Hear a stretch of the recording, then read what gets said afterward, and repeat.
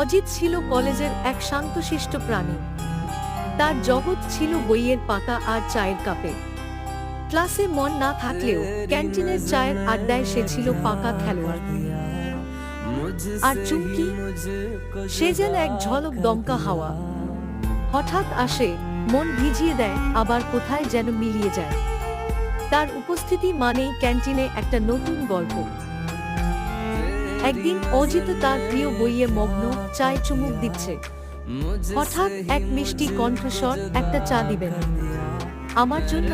অজিত চোখ তুলে দেখে লাল সালোয়ারে এক ঝলমলে মেয়ে, চোখে চশমা, মুখে হাসি। এ তো চুমকি। সেই থেকে শুরু ক্যান্টিনের সেই এক কাপ চা, যা অজিত আর চুমকি ভাগ করে খেত। চায়ের সাথে সাথে ভাগ হতে থাকলো তাদের ছোট ছোট গল্প, স্বপ্ন আর খুনসুটি। অজিতের শান্ত